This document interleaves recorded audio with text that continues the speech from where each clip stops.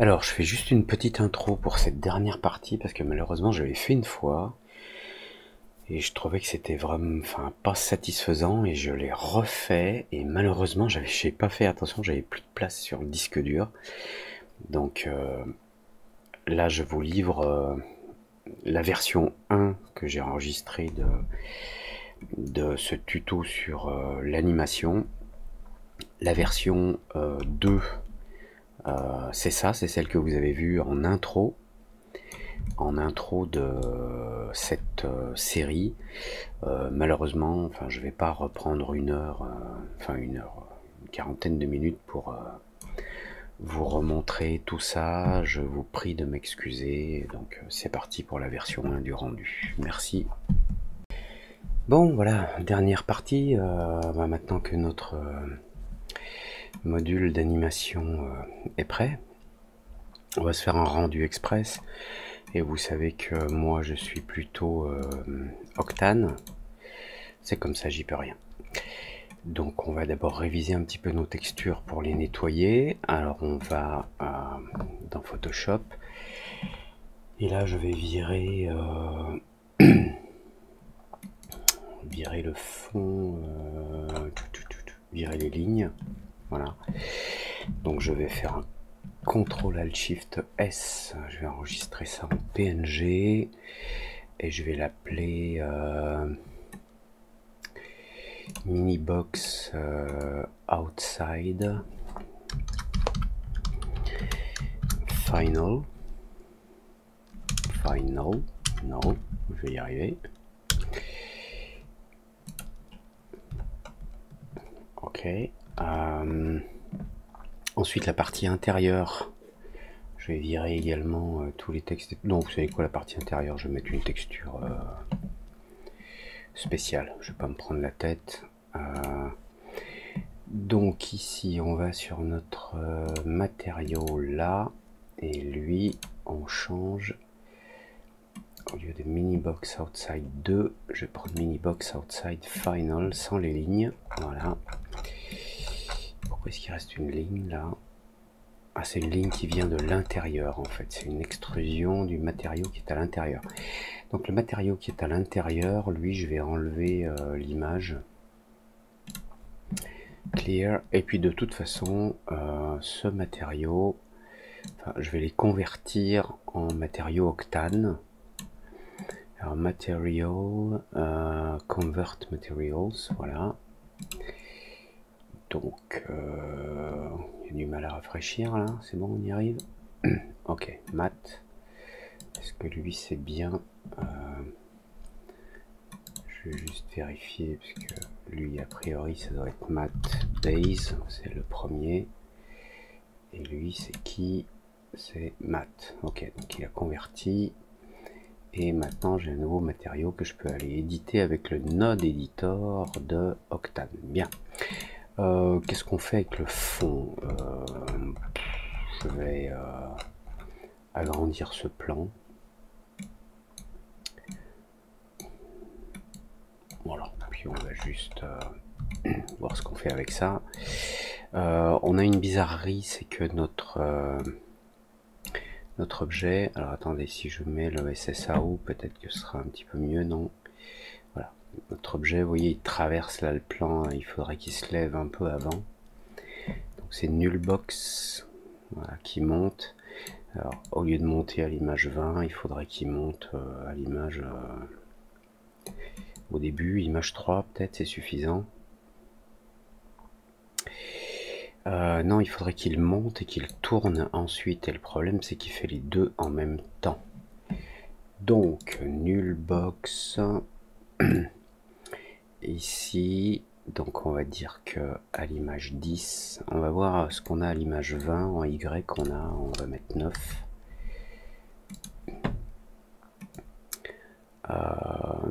On va le faire monter à 9 à l'image 10. 9. Il est où? J'ai mis 900. Ok, non. Ça ne va pas aller. Donc, il monte. il faut qu'il monte beaucoup plus. Allez, 20. Alors, monte à 20. Et ici, je vais enlever cette clé. Donc il monte, il tourne. Ah, il traverse encore. Donc il va monter à 25.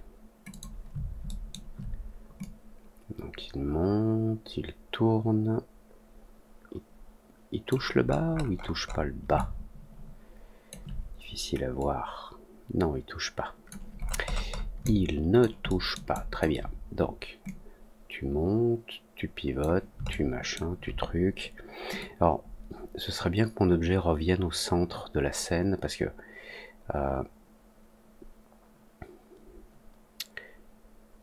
voilà, quand la boîte se plie, elle se referme de ce côté.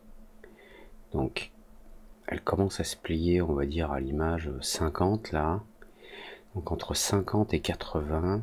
Donc, à 50, je vais enregistrer sa position en X. Et à 80, je vais remettre sa position en X au centre, là, à 0. Comme ça, on aura quelque chose de vaguement plus cohérent dans l'animation. Voilà, qui se déroule au milieu de la scène. Bling, voilà. Ok, si je me mets comme ça, qu'est-ce que ça donne?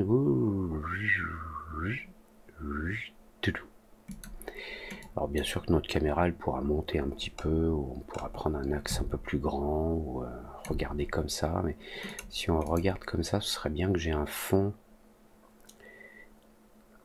J'ai un fond qui soit uniforme. Mon plan, je vais enlever les 10 subdivisions, donc on va mettre 1200, 1200, et puis je vais le convertir en objet éditable, et le Z il est là-bas, donc mon plan, je vais le subdiviser pour avoir un arrondi derrière mon objet. On va mettre une ligne là, une ligne là, une ligne là. Ensuite, Age, celui-ci, Brush Selection, celui-ci, il va monter.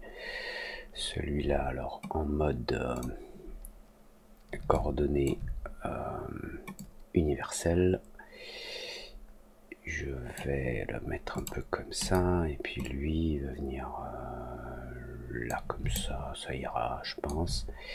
Donc si je rajoute maintenant une subdivision, et que je mets mon plan à l'intérieur, alors je vais prendre un subdivide dans Open Subdiv Catmull Clark, et Edge and Corner, voilà, et puis on va subdiviser x3, x4, ok. Alors, on revient voir notre objet, un petit peu de face, on va dire. On va regarder notre scène. Oh, tiens. Ah oui, le collider, c'est le plane, c'est plus la subdivision. Il faut que je le mette dans la subdivision. Ou alors, il faut que je crée un plan spécial pour la collision. Je pense que je vais créer un plan spécial pour la collision. Je vais mettre un autre plan qui sera invisible. Alors, comment qu'il est grand ce plan? Comme ça, c'est suffisant. Donc, il n'y a pas besoin de subdivision. Alors, il ne va pas être visible au rendu. Et il va servir de collision. Et voilà, très bien. On continue. Alors qu'est-ce qu'on va faire? On va mettre deux lumières, je pense. Je fais un petit CTRL S au passage.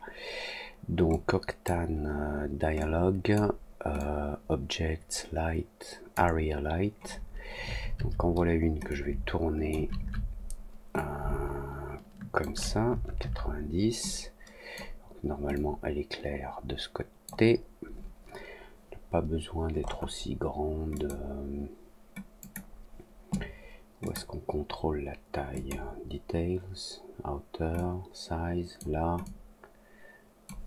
comme ça, une petite lumière qui soit assez en bas.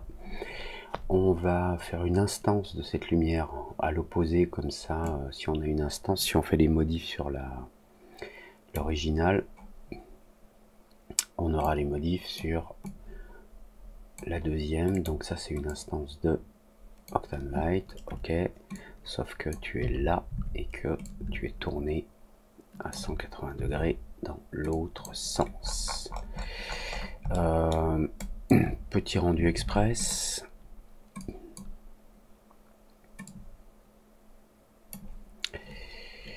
Bon, les lumières sont un petit peu fortes, donc là on va descendre le power à 10.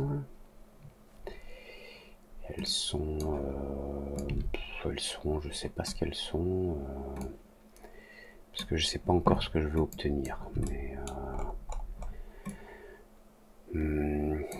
d'abord, mon objet il est bien noir. Hein, ce serait peut-être bien qu'il soit pas si noir. Donc dans ce modèle là, le fond, je vais juste CTRL L, l'éclairer un tout petit peu pour qu'il soit un petit peu gris, et je réenregistre le fichier en PNG, minibox outside final, replace, yes my lord. Je retourne là. Est-ce qu'il faut que je recharge dans diffuse image texture ici?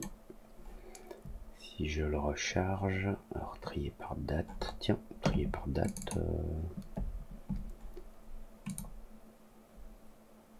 trier par date, ça me perturbe.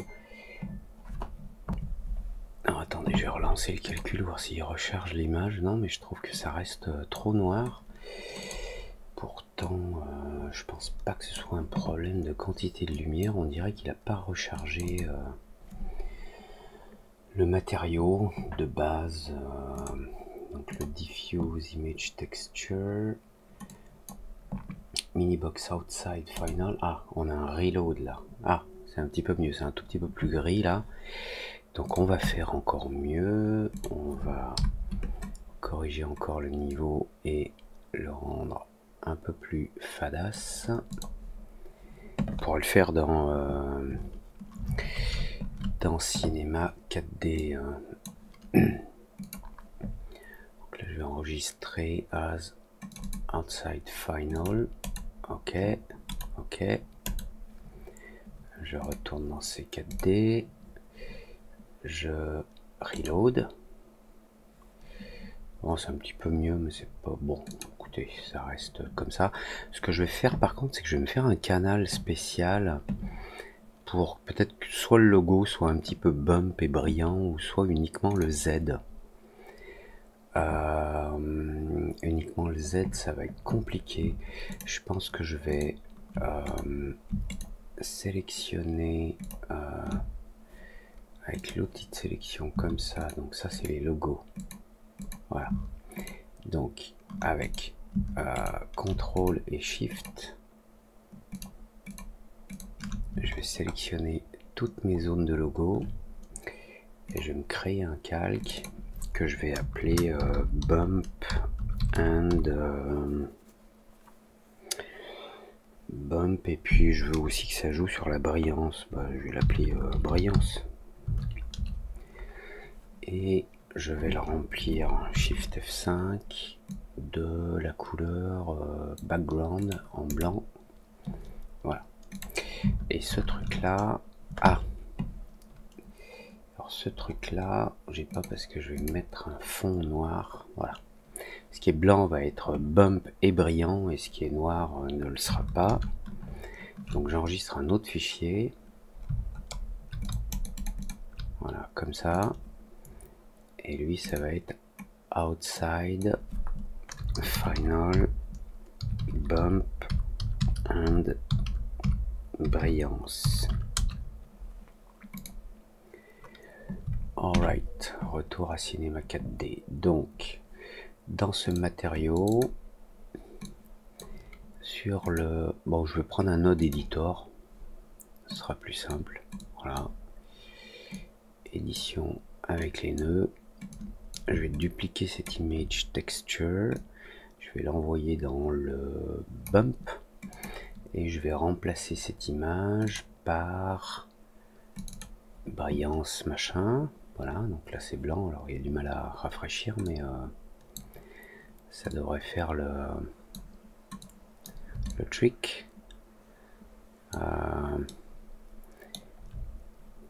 Bon, pour le coup, je vois pas beaucoup le bump, mais peut-être qu'il faut mettre un bump en fait. Bump, est-ce qu'il faut mettre un nom? Rain bump, non. Attendez. Ici, bump. Si je crée une texture ici, il me propose de la charger directement. Bah, je vais charger directement ce que je veux. Ah oui, voilà, il passe par un bitmap et pas par un image texture. Pourquoi? Je sais pas. Je devrais pouvoir utiliser un... J'essaie de voir si j'ai du bump. J'avoue que là, même dans les brillances, là, je le vois pas.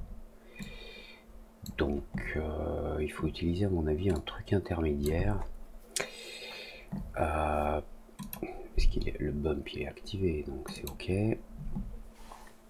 Je pense qu'il faut utiliser un fichier intermédiaire, enfin un fichier, un module intermédiaire. Alors j'avais pris image texture que je rentre dans le bump. Et normalement j'ai un power là. Bon, pour l'instant ça change rien, mais on va voir si on arrive à faire quelque chose avec le roughness sur le même fichier. Là, roughness. Alors, c'est brillant, mais pas sur le logo. C'est brillant, mais pas sur le logo. Donc il faudrait que j'ajoute un petit ramp au milieu.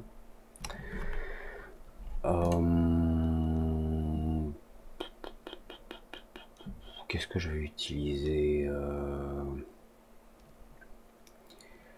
Qu'est-ce que je vais utiliser? Un clamp. Peut-être utiliser un clamp texture pour aller ici dans la texture, ressortir dans le roughness ici, et le clamp je vais mettre le maximum pas à 1 mais à un petit peu, et le minimum je vais le relever. Voilà, donc la boîte est un petit peu brillante mais pas trop, vous voyez, ça diffuse un peu la lumière. Et là où il y a le logo, par contre, c'est là où il y a le logo, c'est vraiment diffus. C'est-à-dire que c'est comme si le logo était plus mat. Alors je voudrais faire l'inverse en fait. Je voudrais inverser ça. Donc je vais prendre un invert. Je voudrais que le logo soit très brillant et la boîte mat. Donc je vais prendre un invert, c'est où? Invert là. Donc après le clamping, je l'inverse et je le rentre dans le roughness. Et le clamping, donc le minimum, ça va être ça, et le maximum, voilà. Donc là, vous voyez, là le logo reflète mieux, et la boîte, elle reste plutôt grisâtre, enfin mat quoi. C'est pas la peine qu'elle soit trop mat, juste un petit peu. Voilà. Donc après, pourquoi le bump il est pas efficace? Blur offset, blur scale. Ah, j'ai un bump 8 qui est très bas. Si je le mets à 1, wow, c'est pas top. Alors j'avoue que j'aurais bien aimé avoir un petit bump sympa. sur le petit bloc du Z là, mais ah si, on le voit un petit peu, mais c'est pas transcendantal. Est-ce que on pourrait utiliser un displacement directement depuis une texture? Non, il faut un displacement. Donc si je mets ça dans la texture, le displacement je le règle en tout petit, voilà. Je vais enlever le bump, hein, je ne sert plus à rien. On va mettre 0.05. Là ça fait même carrément une espèce de décalage. C'est même trop. 0.02.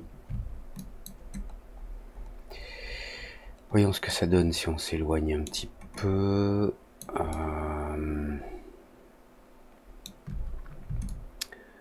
Voilà, ça donne une petite box comme ça. Ouais, non, le displacement. Le problème, c'est que l'image elle est grisâtre. Il faudrait que je mette le mid-level en dessous.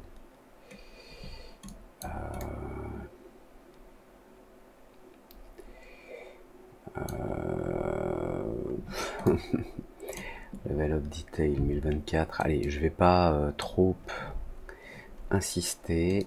Pas trop insister. Attendez, je vais essayer de me mettre dans une configuration plus agréable. Voilà, avec la vue là à droite et la caméra là. Ce qui nous servira de caméra là à gauche.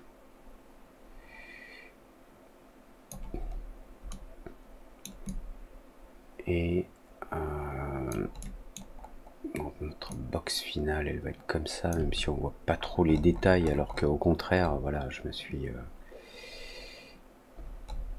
presque embêté à faire les détails, une texture un petit peu sombre. Bon, je retourne d'abord dans mon matériau, donc j'ai dit le displacement je vais l'enlever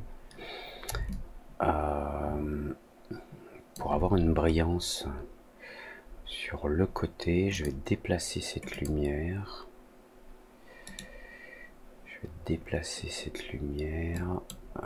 c'est laquelle? C'est celle de gauche.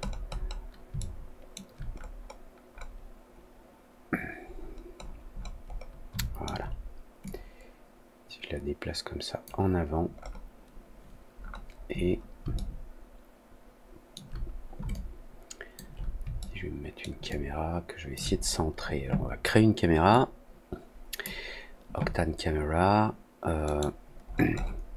vue d'en haut, je vais faire un reset de ses coordonnées, angle 0, 0, axe 0, Z et X. Je vais activer la caméra et je vais la décaler en Z en arrière, voilà. Et puis je vais mettre un contrôleur, donc je vais utiliser un nul. Alors pour l'instant je vais fermer tout ça. Je vais prendre un nul que j'ai l'habitude d'appeler nul.cam, qui est au centre de la scène. Je mets la caméra à l'intérieur et maintenant pour la profondeur de champ déjà de la caméra, j'aimerais bien pouvoir la régler. Oui, je suis pas en mode modèle, voilà. La caméra comme ça, je vais la reculer un petit peu, je vais resserrer son angle de vue. Alors on a un truc bizarre là, mais ne vous inquiétez pas, c'est parce que je suis c'est entrecoupé avec le plan de base. Là je vais faire pivoter le nul qui contrôle la caméra de quelques degrés, 25, voilà. Et le nul je vais le remonter un petit peu sur l'axe principal, pour que notre boîte soit au centre, voilà. Et donc ça va nous donner, s'il veut bien faire un reset, voilà, reset des paramètres. Ah non, je dis voilà, mais ah oui, on est sous Octane, donc il va falloir gérer le double side. Bon, écoutez, je vais pas chercher plus loin, on va juste laisser l'anime de base. Et tu veux bien reprendre tes paramètres originels là, le null box au début là, voilà. Ah quand même. Donc au début mon null caméra par contre lui doit être un petit peu plus bas puisque la boîte va monter. La boîte va monter, on va dire jusqu'à l'image 25. Donc le null cam en Y qui va être à cette hauteur là, mais au début le null cam il va être comme ça en Y.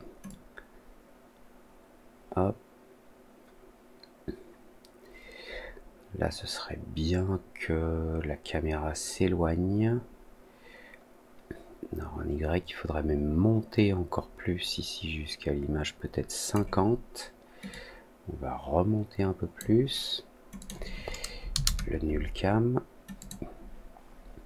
Entre l'image 25 et 50, la caméra va s'éloigner. Je me mets en mode local. J'enregistre sa coordonnée en Z. 25 à 50. La caméra s'éloigne. J'enregistre le Z. La boîte se plie et à l'image 90, je me rapproche à nouveau. J'enregistre le Z de la caméra.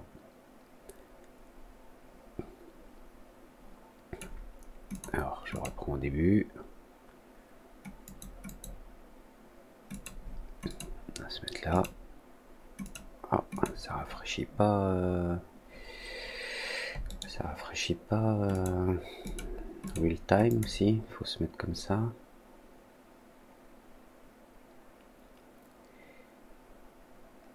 Bang. Et donc on est là.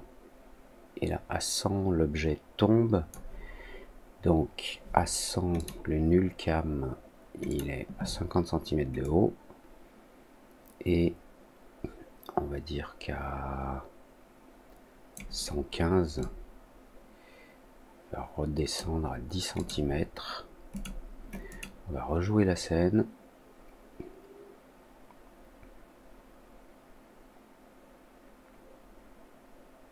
Bing. Alors, il est un petit peu trop bas. On va le mettre à 22. Allez hop. Après je pourrais faire un bake sur mon animation pour la mettre en cache.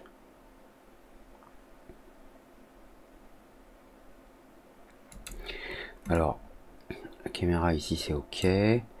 Après j'aimerais bien ici jusqu'à l'image 140 peut-être que le null cam pivote sur son axe ici. Bing. Alors peut-être pas 140 mais à 130. Entre 130 et 150. Je vais pivoter l'axe caméra à 25 degrés. Enfin à 0. Je le remets à 0. Et en même temps, la caméra va s'approcher. Donc la caméra dans sa coordonnée Z. Est-ce que j'ai une clé en Z? Non. Et à 150, je me rapproche. Comme ça. Allez, hop. On va dire que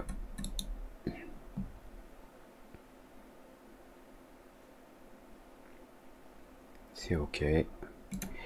Et je vais faire un petit rendu de 180 images. Donc dans mon moteur de rendu, Octane Render. D'ailleurs, je vais fermer cette fenêtre là. Donc Octane Render, on va faire un 1920 par 1080. De l'image 0 à 180. On va enregistrer le résultat. Où? Eh bien, on va l'enregistrer ici dans Renders. Et comment il va s'appeler ça? C'est Package Folding 11. Dans le dossier Renders, Package Folding 11 underscore en PNG. Dans mon moteur de rendu, je n'ai pas besoin de l'alpha. Ok, je peux même descendre ça, 12, ça je peux le mettre à 240, ça ira plus vite. Et puis voilà, on est ok, donc save, et puis render.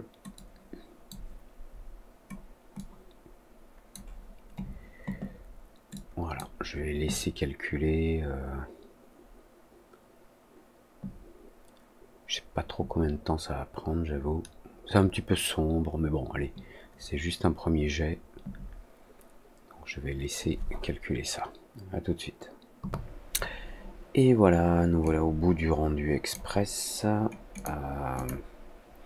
Bon, c'est pas top, hein, l'éclairage est pas top, les brillances sont pas top, le mouvement de caméra, le mouvement de caméra de fin est pas top, mais bon, voilà, je voulais juste faire un rendu un petit peu vite fait pour voir de quoi on parle. Voilà, et on parle donc de ça, de plier ce bazar dans les règles de l'art. Alors pour l'instant, voilà, je me suis pas préoccupé des faces intérieures là. Avec Octane, on verra ça une autre fois. C'était juste histoire d'avoir un preview. Donc, eh bien, en attendant, merci d'avoir suivi ce tuto si vous êtes arrivé jusqu'au bout ici. Abonnez-vous, likez pas, laissez un commentaire s'il y a quelque chose qui vous plaît pas, ou si vous avez des questions, n'hésitez pas, je suis là pour ça, ça me fait plaisir. Et ça me donne toujours des sujets à traiter, et c'est super cool. Donc bonjour chez vous, et puis à très bientôt pour de nouvelles aventures. Ciao!